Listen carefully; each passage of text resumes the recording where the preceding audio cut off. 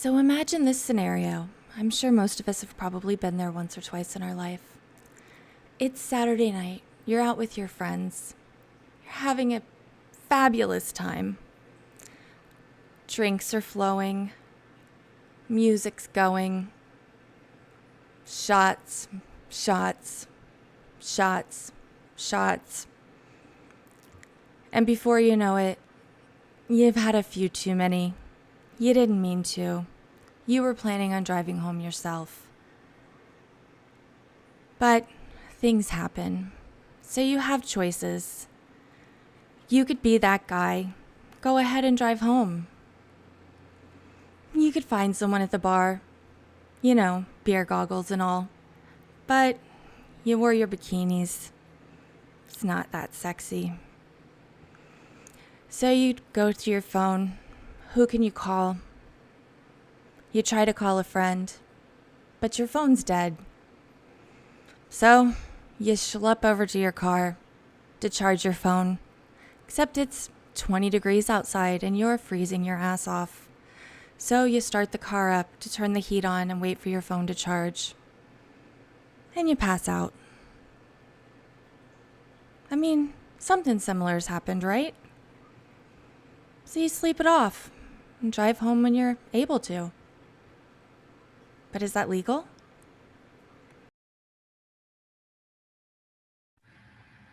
Branson Hoffman versus KDR, 23 CV 42, announce appearances. May it please the court, Your Honor, Mackenzie McCoy on behalf of the petitioner Branson Hoffman, who also appears via Zoom. Charles Bradley for defending, Your Honor. Mr. Hoffman, to appear, I'm going to need to see you on the video, please, to make sure. There we go. Very good. Thank you. All right. We are on today on the petition for review filed by the plaintiff from the earlier hearing. Are we ready to proceed? Yes, Your Honor. Yes, Your Honor. Okay.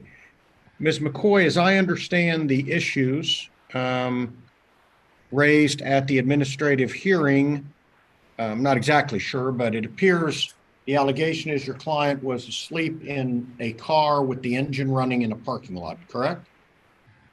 Correct, Your Honor. Okay, and what are the, as a result of that, what are the particular issues that you want the court to note?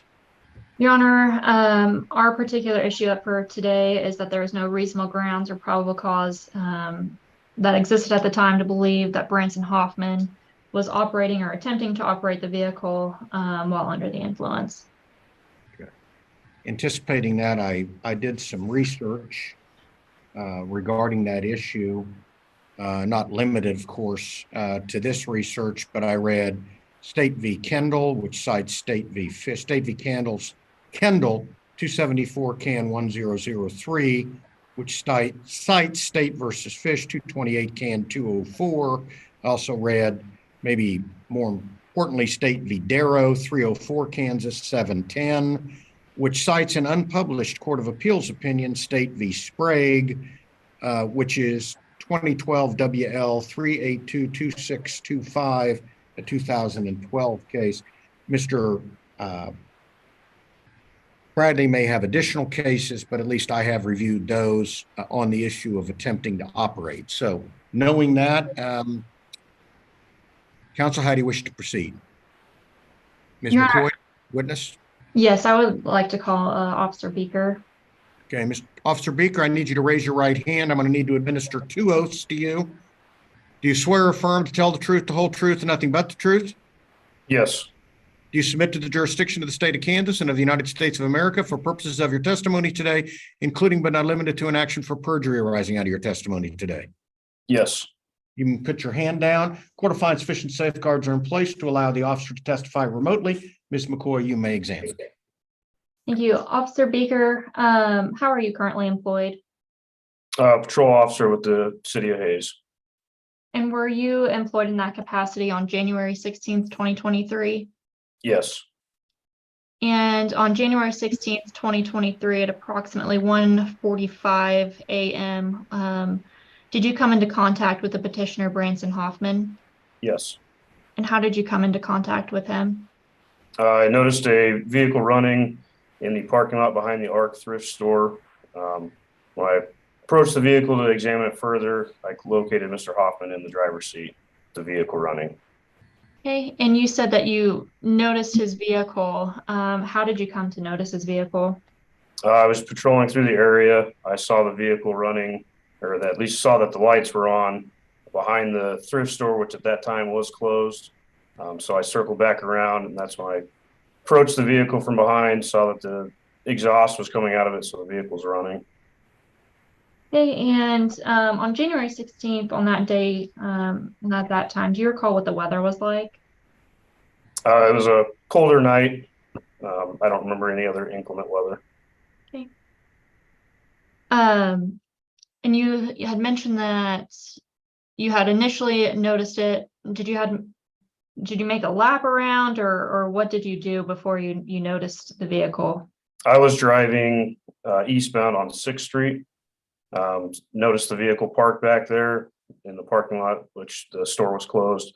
So I came back through the alleyway and approached the vehicle from behind. Okay. From the time that you circled back around, had the vehicle moved at all? Not to my knowledge. And when you noticed the vehicle, how was it parked? It was parked facing east, up against the back side of the parking lot there. Was it lawfully parked at that time? It was in a private parking lot, so yes. Okay. And how did you make contact with the driver? Initially, I walked up. I could see that he was slumped over the center console of the vehicle. I knocked on the window to get his attention. He didn't really move. I could see that his eyes were open and it looked like he was trying to mumble something. I was concerned for his safety, so I opened the driver's side door and started talking to him. Okay. Were the windows rolled up or down at that point in time? They were rolled up. Okay. Did Mr. Hoffman have anything in his hands when you had approached him? Like a phone or anything? Not that I recall. Okay. And so what did you do after you had opened the door? Were you able to have a conversation with him? After several attempts, he was slurring his speech pretty bad and mumbling. I was able to somewhat communicate with him. And through that communication, did you at any point ask if he had driven anywhere? Yes. And what was his response? He replied yes. And in asking that question, did you ask any follow-up questions as to, did he drive there recently, what time, where he was coming from, anything like that? No, I did not. Is it fair to say he could have misunderstood your question when you had asked that? Objection. Possible. Overruled. I'm sorry, what was your response? It's possible. I couldn't speak for him. Sure.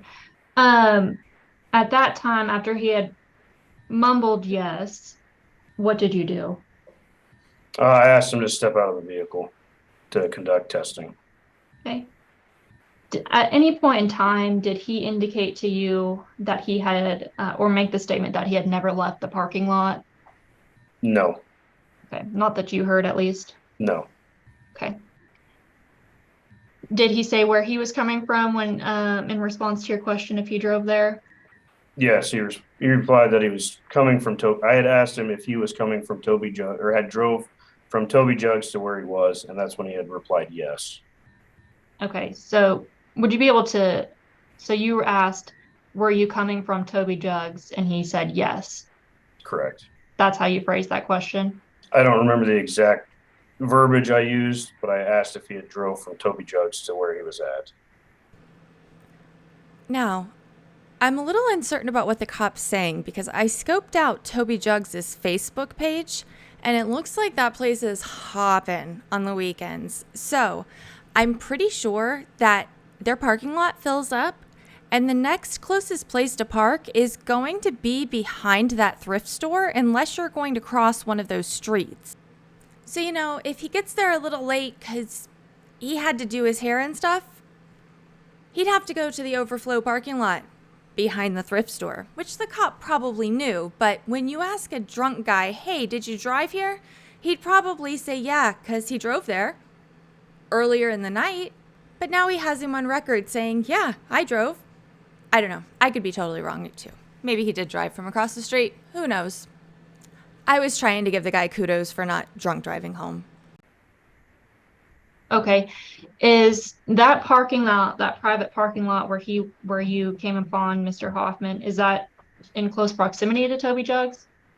Correct. Okay. So he drove to that parking lot to go to Toby Jugs? Is that your understanding? My understanding was he was drinking at Toby Jugs and drove the vehicle to the parking lot where I located him. But you didn't ask any follow-up questions to determine that. That's just your understanding. Based off the question I asked, yes, that was my understanding. Okay. The question that you asked, did you drive there? Correct.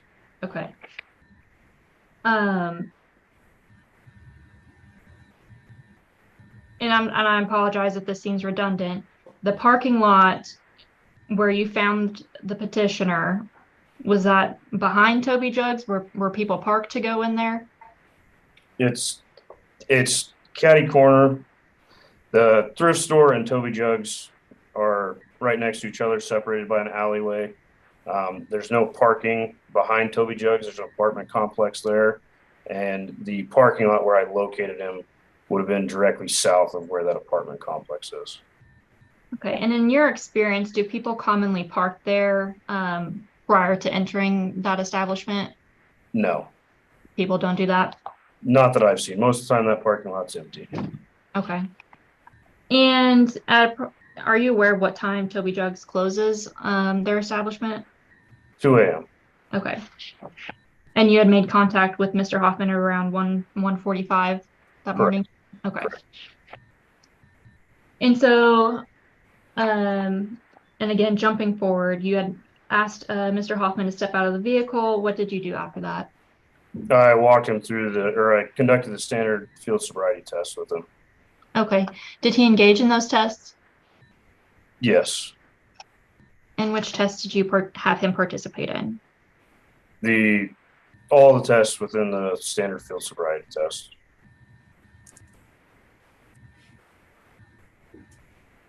In which order did you ask him to participate in those? The walk and turn, the one leg stand, HGN, and then I requested a preliminary breath test. Okay. And what were the results of those tests? On the walk and turn, he exhibited 6 clues. On the one leg stand, he exhibited 2 clues. On HGN, I saw 6 clues, and then he refused the preliminary breath test. Okay. At any point in time, did you see Mr. Hoffman drive that vehicle?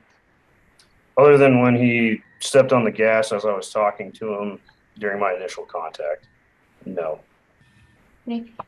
Did you see that you indicated you had not seen the vehicle move from the first time you noticed it to when you had circled back around? Correct. Okay. I don't have any further questions for this witness, Your Honor. Bradley? Thank you. I do want to just summarize and go over the indicators of possible impairment real quick. You indicated that he had difficulty communicating. Correct. And did you notice any bloodshot eyes? Correct. Okay. You said the standard field sobriety testing. That was a walk and turn in the one leg? Correct. Okay. Do you recall the details of those? So, as I explained, the 6 clues on the walk and turn, are you wanting me to go into more details on that? Is that what you're asking?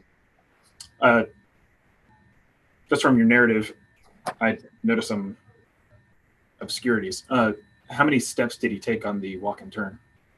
For the walk and turn, he took approximately 15 steps, and then he stopped. And as I typically do, I just reminded him, once you start the test, continue until you're finished, and then he continued walking.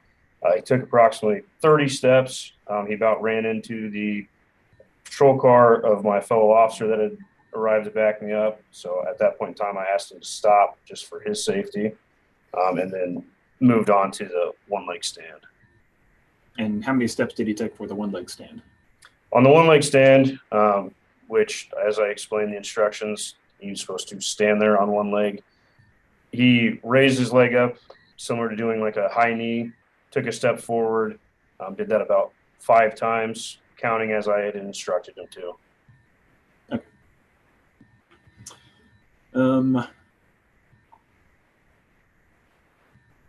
Did you ask him if he did consume alcohol? Yes. Okay. How did he answer? He replied he had. Okay. And you noted the odor. Correct. Was that coming from the vehicle or from the car or from the person? Sorry. Both. I could smell it when I made my initial contact, and then as we were talking outside the vehicle, I could still smell the odor coming from it. Okay. Let's move over to operation.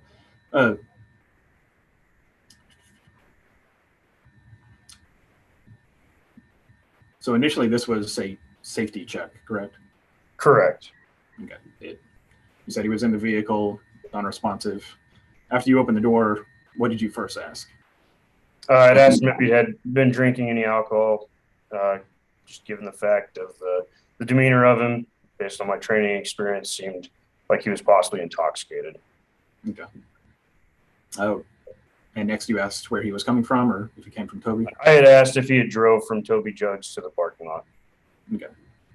And then you asked for his license. Correct. Was he able to present that? Eventually, he handed me several other items before I assisted him in locating his driver's license. Could you go into more detail about what he was doing, process, anything he may have accidentally bumped? So while he was grabbing for his driver's license, he pushed on the gas pedal, revving up the engine. I had asked him to take his foot off the pedal, and then that's when he handed me the other items. Okay. What did he hand you? Handed me a bank card and then some other piece of paper. Okay. And you said you were able to see the license from his... Correct. Okay. I could see where it was located in his wallet and pointed it out to him. Okay. And then after all this, you indicated that he was arrested, and did you request a evidentiary breath test? Correct. And what was his response? He refused. Okay. And so on the DC-27, you indicated that he was operating or attempting to operate? Correct. All right. I have nothing further. Any redirect? Just briefly, when you asked him if he had drove there from Toby Jugs, he responded yes. Am I understanding that correctly? Correct. And you had asked him if he had consumed any alcohol, and he responded yes. Correct. Did you have any follow-up questions with that, as in when he consumed that prior to driving from Toby Jugs to that parking lot? Not that I recall. Okay. So no follow-up questions were asked, or no further context was given after that question? Not that I recall. No further questions, Your Honor. Any recross? No, Your Honor. Ms. McCoy, next witness. I would call Branson Hoffman, Your Honor. Mr. Hoffman, you're going to also need to raise your right hand. I'm going to administer 2 oaths to you. I need to see your right hand on the screen, please. Do you swear or affirm to tell the truth, the whole truth, and nothing but the truth? You're on mute, I think, because I saw your lips move, but I didn't hear anything.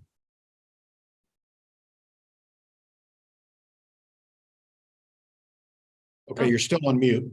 Maybe it's just your audio is not coming through. Yeah, your audio. Now it shows you're on mute. Before it did not. Okay, maybe you need to turn up your audio because. You guys hear? Yeah, we can hear you now. We've got. All right, let's raise your right hand and we'll put you under oath. Do you swear or affirm to tell the truth, the whole truth, and nothing but the truth? I do. Do you submit to the jurisdiction of the state of Kansas and of the United States of America for purposes of your testimony today, including but not limited to an action for perjury arising out of your testimony today? I do. You can put your hand down and Ms. McCoy, you may examine. Can you please state your name? Yes. Branson Hoffman. And Mr. Hoffman, are you the petitioner in this matter today? Yes. And And were you able to hear the testimony of Officer Beaker previously given in this hearing? I was, yes. And Mr. Hoffman, do you recall the incident that we're referring to on January 16th, 2023? I do. And would you be able to walk me through kind of the incident that led up to your contact with Officer Beaker at approximately 1:44 a.m.? Sure. That night was like I said, on January 16th. It was a Sunday night. I kind of, as we mentioned, did go to the Toby Jugs bar. It's one of those local bars kind of downtown in Hayes. I believe I arrived around 6:37 p.m. that night. I had some friends I was meeting up with, so I told them I would go, have a few drinks. And I'm going to cut you off, sorry. When you arrived, where did you park? Yeah, so I parked, I was about to parked where I usually would. I have residential friends that live in those apartments right behind Toby Jugs, which is the same empty parking lot. I say empty because it typically is behind Toby Jugs, kind of where that it is that was mentioned prior. So the exact same spot that was mentioned by the officer. Okay, so you arrived there at approximately 6:30 p.m. Did Yes. you, so then you entered the establishment and consumed alcohol at that time, is that correct? That's correct. Yeah, between 6:30, 7:30, sometime prior to 8 p.m. that Okay. night. After entering the establishment, did you move your vehicle at all? I did not. The vehicle was there for, do the math, 4 or 5 straight hours. I was in the establishment. A couple other friends came by, way longer than we thought we would be. So we were there pretty much the entire night. And upon leaving the establishment, what did you do? Okay, yeah. So as we were leaving, or as we were kind of finalizing the night, I had a few friends stay in the bar, whereas I was, ready to be done. Now I knew I was not able to drive, so I did not. I went ahead and walked over to my car, and around that time, as I was walking, I said, I am not in the capacity to be driving, so I did not. I did not operate the vehicle. However, I knew I had to find a ride home. So what I did is I did sit in the vehicle, which was 22 degrees outside. I sat in there to wait and find someone to kind of reach out to or wait for others inside the bar who could give me a ride. Okay. So at no point in time did you attempt to move your car, move it to a different location, back out of that spot at all? Absolutely not. Okay. And so at that point in time, did Officer Beaker come up to your vehicle? Correct, he did. Okay. And then you heard the testimony about how he had asked you if you had driven there. What was your understanding of that question? Yes. So everything that Officer Beaker actually said, I would completely agree with. As far as the question, my responses to those. He did ask if I had drank that night. And I honestly said, yes, I did. And I was from the Toby's bar about 100 yards away. So I did tell him yes. He also asked if I operated the vehicle or if I had driven to that parking spot. Without even thinking the context of that question, I immediately said, yes, I absolutely drove. This is where I usually would park. I did not understand that he might have meant. I was under the assumption that, 5 hours ago, as I was sober and not had anything to drink, I had driven to that big parking spot. So to reiterate, you had not, entered the establishment, consumed alcohol, came back to your vehicle and drove it at any point in time after you had consumed alcohol. Correct. The vehicle was simply a means to sit and find an alternative ride home, whether that meant finding an Uber or finding a friend who could give me a ride home when the bar closed in 10. Yeah. Okay. I have no further questions for this witness, Your Honor. Cross? You said this was Sunday? This was a Sunday night. I don't think you can drink on Sunday. I had to freeze this right here because look at the judge's face. That's a man who drinks while watching Sunday football. Just saying. So I pulled up the Kansas Department of Revenue's website, and you absolutely can drink on Sunday. Alcohol sales on Sunday are the exact same as they are Monday through Saturday, 6 a.m. to 2 p.m. There are no restrictions for alcoholic liquor or CMB, cereal malt beverages, for the state of Kansas. The bar is open on Sunday. Yeah. Oh, yeah. Oh. Okay. The 16th was a Monday, but it may have been the crossover. Well, because the event took place at 1:44 a.m. But Sunday night was the night of the majority of, seeing friends at the bar. Gotcha. It answered everything. It seems honestly. I have no further questions. Good. Any follow-up to that, Ms. McCoy? No, Your Honor. All right. Any additional evidence from the petitioner? No, Your Honor, not at this time. Any evidence from respondent? No, Your Honor. Any closing argument?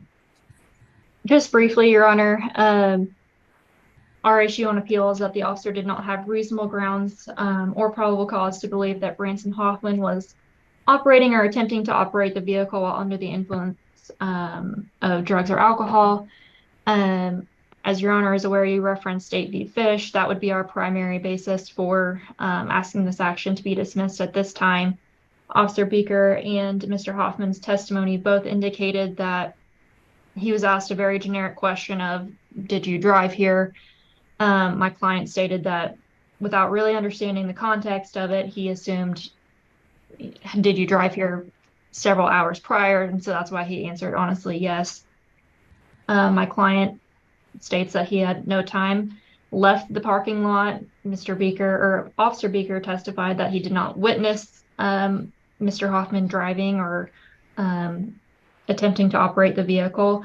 Our request at this time, Your Honor, based off of Fish and based off the testimony provided today, that this action be dismissed against the petitioner. Ms. Bradley, do you have any argument? Yes, Your Honor. As you're aware from your research, probably that the statute just changed after Fish. Correct. The statute was amended after the Fish decision came down to add the language attempt to operate. Correct. And that's unfortunately the didactic change in difference in this case. Had he submitted to testing and refused and failed testing, we would have to prove actual operation, and this would likely be a different case. Because he refused to submit to testing, the officer only has to have reasonable grounds of attempt, and case law has been extremely clear that turning on the car is an attempt. And he took it a step further and pressed on the accelerator. Actually, I'm not sure if it was in your research or not, but we had a case, Jarmer, 2 weeks ago, that up at the Supreme Court, they're deciding the fine line of actual operation. She was stuck in a ditch but never moved. So that'll be a fun one. However, I did look at a few unpublished cases that were extremely close. You looked at Darrow, and obviously in that case, she claimed that it wasn't her that turned on the vehicle, but still any manipulation of any part of the vehicle is going to be attempt. I would note that Millard versus Kansas Department of Revenue is 502 P3D 664. That was extremely similar to this one, only he was in his driveway instead of a parking lot. No clues of actual prior operation, but you don't have to prove operation when it's an attempt. We do admire the honesty and thank the driver for the decision to not actually move and operate the vehicle. Okay, well, the court read the administrative hearing officer's decision and understood that the main issue appeared to be the definition of attempt to operate. So I wanted to go back and see whether there'd been any new case law from what I understood. 81002A1 for a test refusal requires that the officer have reasonable grounds to believe the person was attempting to operate a vehicle. Person was under arrest or in custody. Law enforcement officer presented person with an oral or written notice, and the person refused to submit. While we didn't have any testimony about the oral or written notice, nor any direct testimony about the individual being in custody, the petitioner didn't raise those. Had they been raised, this outcome might be different.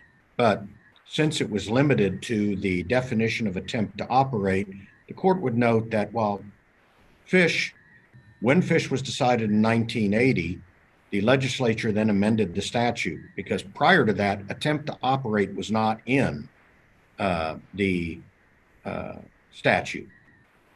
So attempt to operate was added, then State v. Kendall came down, which is a 2002 case.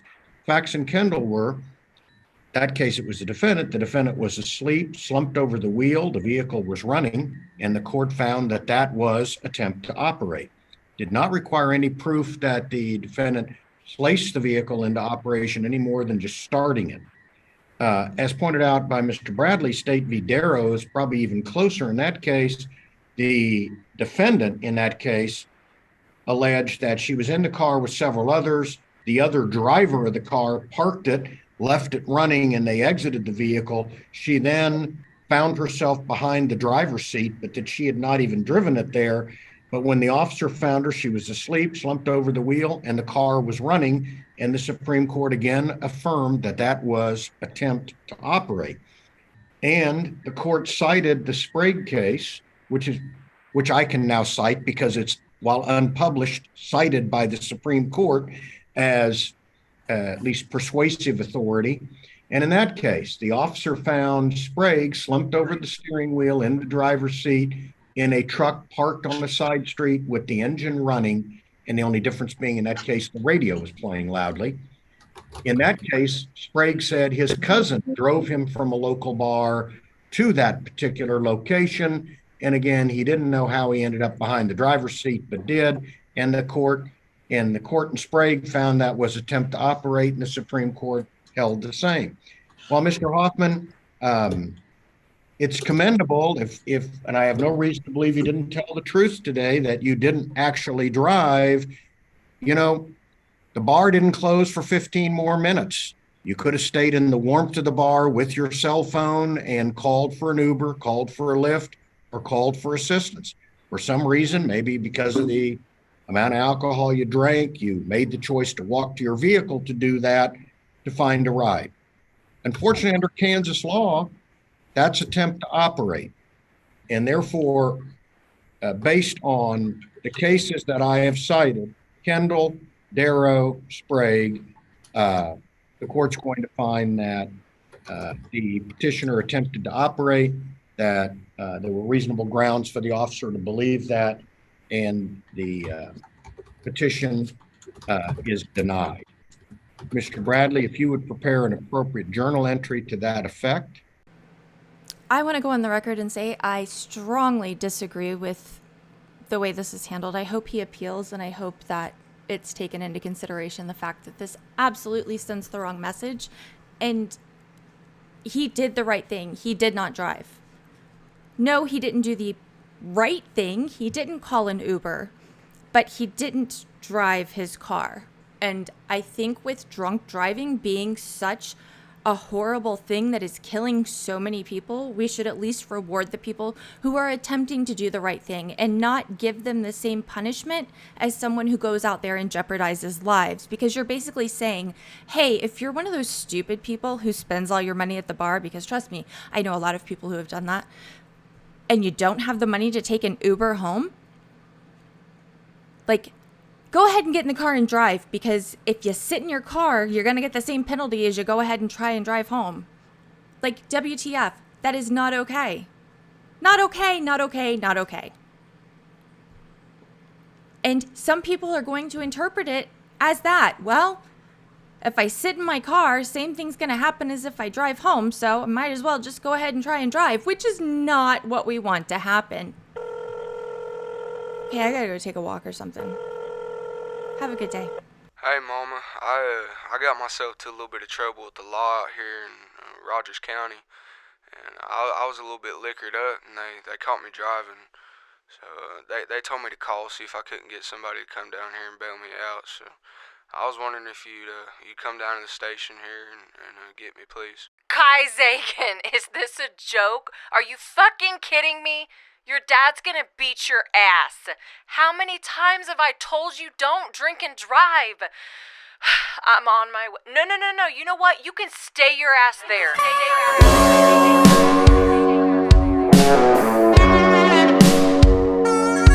I got a truckee in my pocket and whiskey on my tongue. Growing up, my mama always told me don't be dumb. You can call through the night if you ever need a ride. Just don't you ever go and drink and fucking drive. Well, I done it this time, mama, I'm sorry.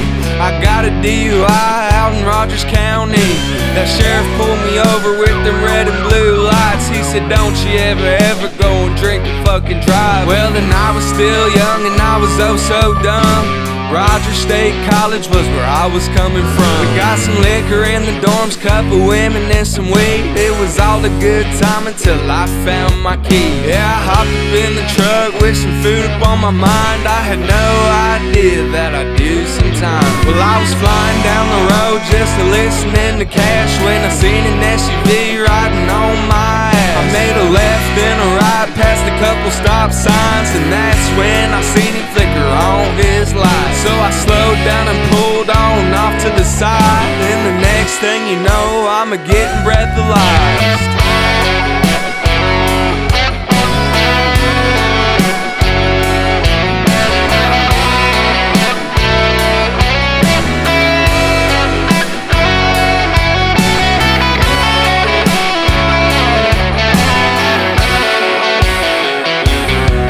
Well, the sheriff was surprised by the numbers on the screen. I blew a 0.73. Yeah, he called an ambulance and said I need an IV. I gotta sober up quick, talking ASAP. Now I got a criminal record with a felony, cause I got liquored up and then turned the key. I got a truckee in my pocket and whiskey on my tongue. Growing up, my mama always told me don't be dumb. You can call through the night if you ever need a ride. Just don't you ever go and drink and fucking drive. Well, I spent a few nights in Rogers County Jail, cause my mama and daddy wasn't paying my bail. But I don't blame them at all, so I used my last call to see if my buddy could let out my dogs. I talked to my boss, he said I'm out of work, so I got a new job out shoveling some dirt. Yeah, and that's when I met this drunken little fella. His name was Javier, he's sipping on Modelo. We became best friends and I started drinking. My family said they worried, but I didn't listen. Cause every time I seen a bottle, I had to give anything to feel that familiar feeling again. So I hopped up in the truck to get some more hot gut. How you feeling, Bubba? Hey, I'm feeling real good. Just ride them yellow lines to stay in your lane, cause that car behind us there says OHP. I got a truckee in my pocket and whiskey on my tongue. Growing up, my mama always told me don't be dumb. You can call through the night if you ever need a ride. Just don't you ever go and drink and fucking drive.